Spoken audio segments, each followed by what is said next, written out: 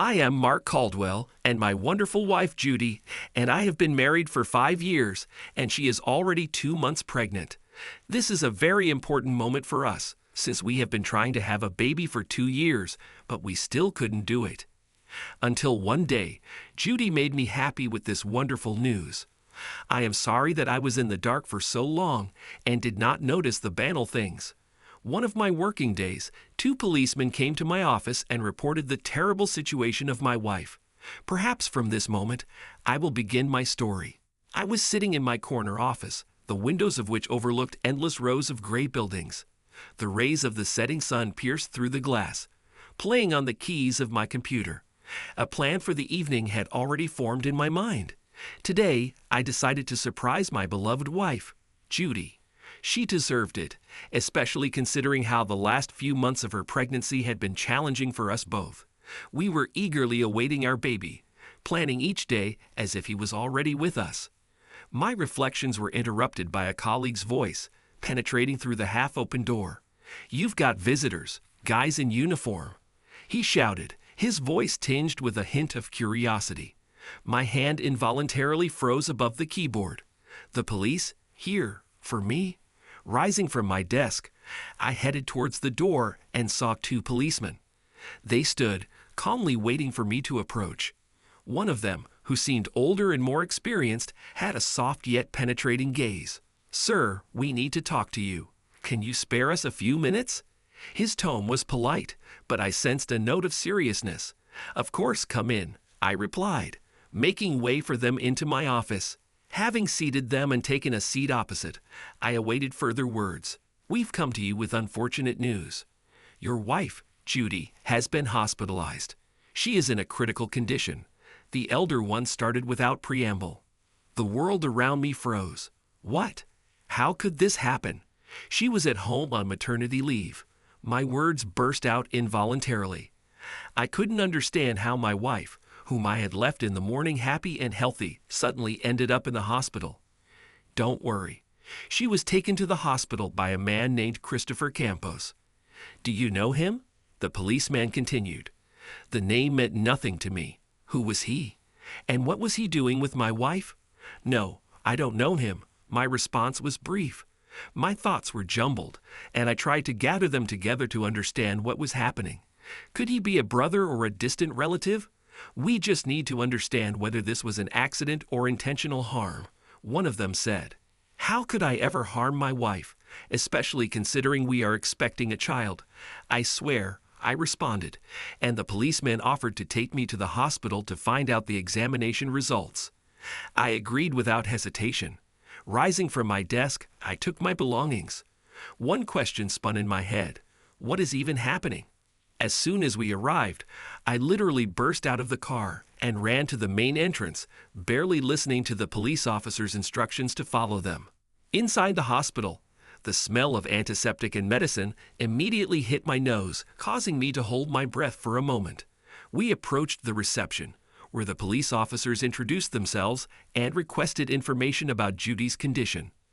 The woman behind the counter, with visible sympathy in her eyes, picked up the phone to contact the department. The minutes of waiting stretched endlessly. Finally, one of the officers placed a hand on my shoulder as if trying to offer support. "Your wife is in critical but stable condition. We can talk to the doctor for more details regarding Mr. Campos. He happened to be nearby at the right moment and was able to get your wife here. So far, we see nothing criminal in his actions," the senior officer said slowly, choosing his words carefully. How did this happen? Why was he nearby? My voice trembled as I asked these questions, unable to hide my agitation. "For now, we are gathering information. Your wife is not in a condition to give a statement, and we hope you can help us understand everything once she recovers," the officer replied, his eyes full of sympathy. At that moment, a middle-aged doctor in a white coat approached me, his face calm but his eyes showing fatigue. "Are you Mrs. Judy's husband? My name is Dr. Simmons. Let's go to a room for a discussion." We walked into a small room with a couple of chairs and a table. Sitting opposite the doctor, I noticed his look, full of professional compassion. "Your wife was brought here with severe bleeding. We did everything possible to stabilize her condition. Unfortunately, she lost the baby. She is currently under observation in the intensive care unit. We tried our best, he said. But how? Why did this happen? I asked. We assume it's because of stress, he said. Stress? I thought to myself. Not believing this nonsense, I completely didn't understand what was happening. Can I see her? I asked, barely holding back my emotions. My eyes must have been full of despair because Dr. Simmons looked at me with even greater sympathy. Unfortunately, it's not possible right now. Her condition is stable, but we want to minimize any stress. You'll be able to see her as soon as she recovers a bit. His words were gentle but firm. I nodded, unable to utter a word. Emotions raged inside me, from grief and despair to anger at myself for not being there when it happened. It was hard for me to accept the thought that my future child had gone without ever coming into this world. I absolutely couldn't believe that this had happened to me. Returning home that evening enveloped me in gloomy silence. I decided to clean, trying to distract myself from oppressive thoughts. Approaching the trash can to take out the accumulated garbage of the day, I noticed something sticking out. It was something insignificant, but my intuition told me to pay attention. It was a packet of pills. I didn't know what the pills were for, so I decided to look it up on the internet. It turned out that these were pills for terminating a pregnancy with medication. My heart instantly froze. How? Why? We wanted this child so much. A tangle of doubts and suspicions began to form in my mind. Thoughts became disjointed and chaotic. I turned all the garbage over, hoping it was some misunderstanding, a mistake. But the evidence was there. Judy had taken pills to terminate the pregnancy, despite our common desire to have a child. The decision came spontaneously. I needed someone who could help me sort out this chaos. That same evening, I hired a private detective, explaining the situation to him and showing him the found clue. His reaction was restrained, but in his eyes, I saw a spark of interest. "All right, I'll take care of it. But I'll need some time," he said, taking the package of pills. "And I'll need to know everything you know about Mr. Campos." I shared with him all the information and went home. 2 days later, the detective contacted me and told me more details about Mr. Campos, who turned out to be a colleague of my wife's. My wife was a teacher, and so was Mr. Campos. I immediately remembered all the times my wife stayed late at work or had unexpected meetings with colleagues outside of work hours. "Thank you, Mr. Bird, you've been a great help." I thanked the private detective and said that I would definitely call him if anything came up. The next day, Judy was finally supposed to be discharged from the hospital. Mixed feelings wrestled within me at the thought of meeting her. On one hand, I felt relieved that she was all right and could come home. On the other, I realized that she most likely had an affair with her colleague. Approaching the hospital, I noticed how nervousness grew with every meeter. "Hello?" She barely whispered when I approached and hugged her. It was extremely awkward. On the way home, we hardly spoke. Judy seemed lost in her thoughts, and I didn't know how to start a conversation about what had been tormenting me all these days. After we got back, I helped her settle on the couch, made sure she was comfortably covered, and had everything she needed at hand. Only after that did I dare to start a conversation. "Judy, is there something you want to tell me?" I began, not knowing how best to continue. She looked at me in surprise. "I'm not in the mood. Is there a big problem?" "I'm very sorry that this happened. The doctor explained it was all due to stress." "But what stress? You didn't seem nervous, and overall you were in a good mood a couple of days before this incident. And I would like to know more about Christopher Campos." At the mention of that name, her face changed. "Chris is our new neighbor. He just happened to be nearby when I felt ill. Please don't think badly of me." Her voice sounded pleading. "I understand. Just after everything that has happened, I feel so helpless. I want to understand, Judy. I want to help," I said, trying not to lose my composure, realizing that she was lying to me about Chris.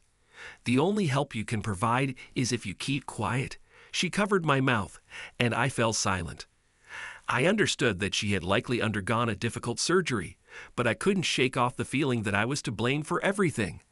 I decided not to tell her about my discovery in the trash bin, opting instead to wait until she fell asleep. A couple of hours later, when Judy finally fell asleep, I started to check her personal belongings in her bag, which she took to the hospital. I found nothing suspicious, except for a small pocket that closed with a thin lock. I pulled at it and discovered a deep pocket at the bottom of the bag from which I took Judy's medical document that I had never seen before. It contained the results of a DNA test that Judy had secretly taken a couple of weeks ago, a fact I deduced from the date. With a trembling heart, I opened the envelope and began to read. What I saw on those pages turned my world upside down. The child was not mine. I realized that not only had my wife been unfaithful and gotten pregnant by another man, but she had also destroyed lives. It was a nightmare. Unsure of what to do, I first headed to Judy's former workplace the next day to meet with her boyfriend. I told Judy I was going to work, but would be home late. Upon arrival, Mr. Campos' colleagues informed me he was on break, likely having lunch at a cafe across the street. Without hesitation, I crossed the road and spotted Mr. Campos at the end of the hall, sitting with a young student, engaging in a pleasant conversation, laughing, and exchanging glances. I approached their table. "Miss, good afternoon. May I have a moment to speak with Mr. Campos privately? We have a very urgent matter to discuss." Mr. Campos had no chance to object as the friendly student gave up her seat, and I found myself sitting across from my wife's lover. "Mark, what a coincidence. So glad to see you. It's just unfortunate that I have to leave now. Otherwise, I'd be happy to chat," he said, preparing to stand up. But with a swift motion, I grabbed his hand. "Hold on. We've just started, Mr. Campos. I have just a few questions for you." Mr. Campos realized my seriousness and sat down quietly, not attempting to resist. I placed the DNA test documents right in front of him, ensuring he couldn't lie to me. "Maybe you can explain what this is." "Well, those are medical documents," he replied. "I'm not stupid. Don't waste my time and yours," I said. Mr. Campos had always been an inconspicuous man. I had seen him many times before, but would have never thought such a person would dare to sleep with another man's wife. He was cowardly and somewhat naive. I was surprised that my wife had such poor taste in lovers.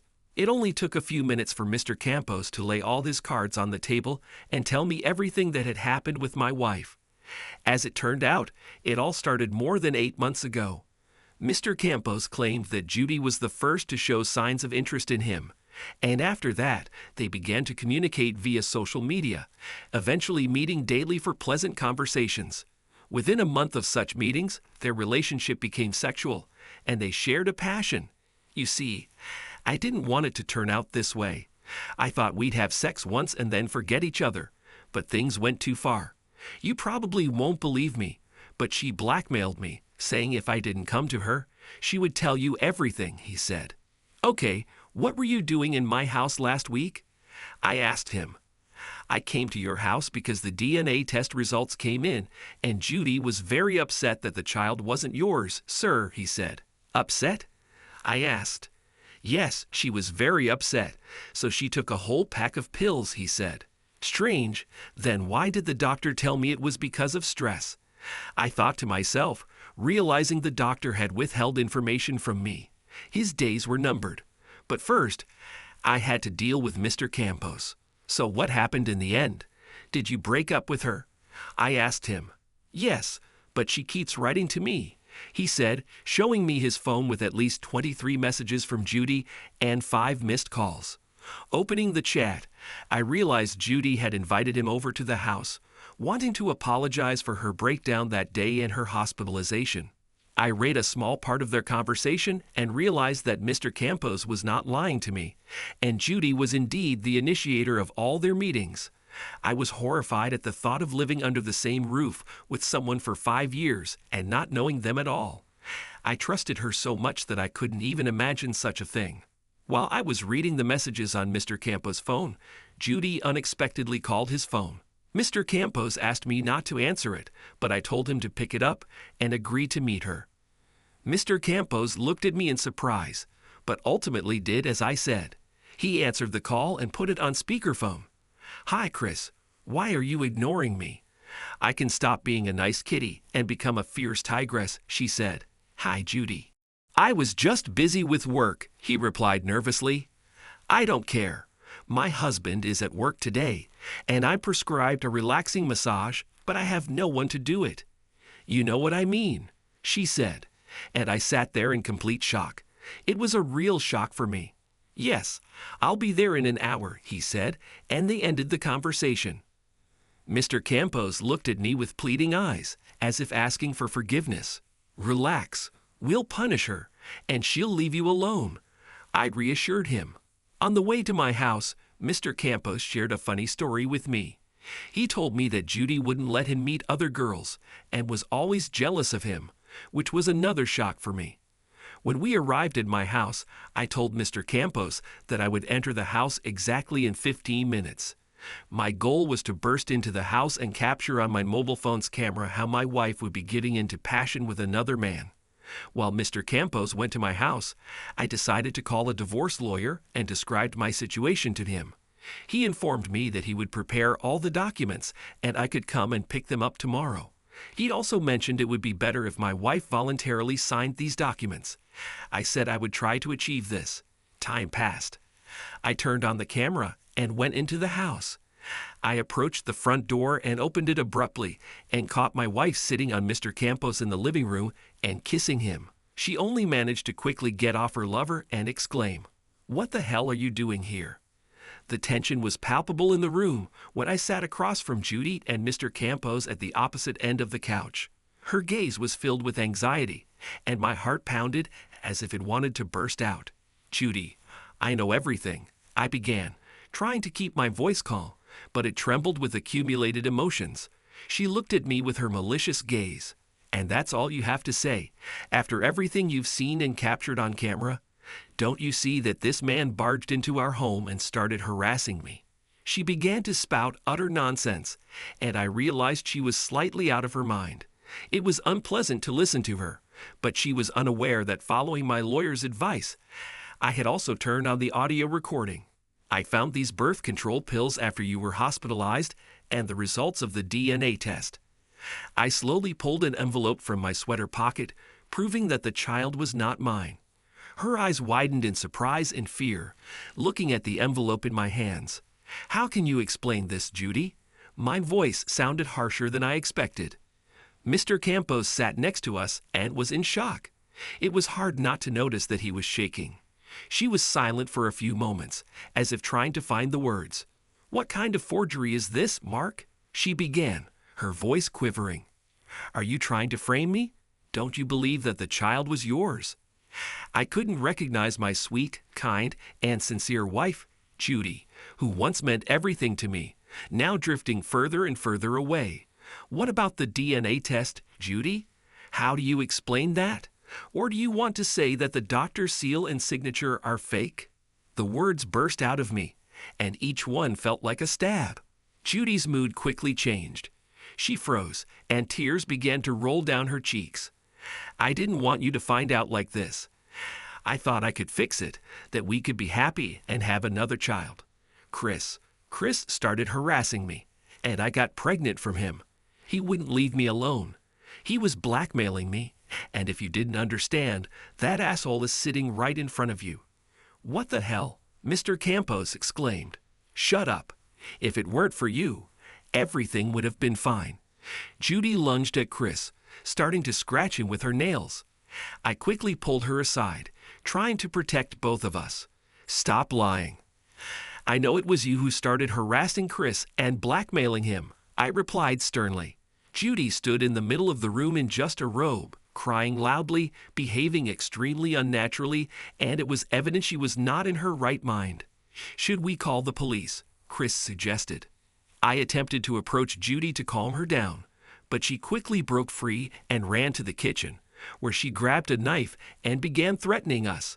"If you believe that lying piece of crap, then I'm going to hurt myself." She started to manipulate. "Judy, what happened to you?" I began to carefully approach her while Chris was calling the police and ambulance. "Darling, put the knife down and we'll figure everything out," I said, trying to calm her down. "Don't come any closer to me. She screamed at the top of her lungs, holding the knife in her hands and threatening to harm herself. I realized the situation was out of control and something had to be done. I loved you, and you treat me so lowly, thinking that I cheated on you. I would never do that because I love you, she said. I believe you, don't worry. I realized I was wrong. I said, getting closer, deep down hoping she wouldn't harm herself. But I had big doubts about it. Mark, I would never harm your child, our child. But this child wasn't ours. It was that scumbags who constantly harassed me at work. You know me. I would never do anything against you, she said. And it was incredibly painful for me to hear all this. Let's just sit down and talk, like normal adults. I said this and saw red liquid appear on the knife's edge. Judy had apparently pressed the knife too hard against her skin. We have nothing to talk about, she said, raising the knife above herself, and was about to strike, when suddenly Mr. Campos, who had been sneaking up on Judy from behind, jumped out at the right moment and knocked the knife out of Judy's hands. We tied Judy in bedsheets, and 30 minutes later, the ambulance and police arrived, to whom we explained everything that had happened. I decided to postpone the divorce proceedings because a couple of days later, the doctor told me some unpleasant news. Mark, your wife needs treatment in a psychiatric hospital. The fact that she terminated the pregnancy and the stress from you finding out about her secret affair exacerbated her mental illnesses, which require immediate adjustment. Unfortunately, we do not know how much time may be needed for rehabilitation, said the doctor. And Judy was admitted to a psychiatric hospital. I immediately informed her parents about this. As well as that, I wanted to divorce her. A couple of weeks later, I filed for divorce from Judy, accusing her of marital infidelity, providing evidence in the form of photos, videos, and dialogue from correspondence with Mr. Campos.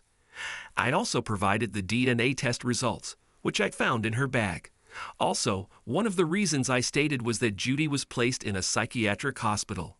In the end, we got divorced. Our property was split, and part of the money from the sale of the house I sent to Judy's parents, to whom I also sent photographs and the DNA test, as they were initially against me.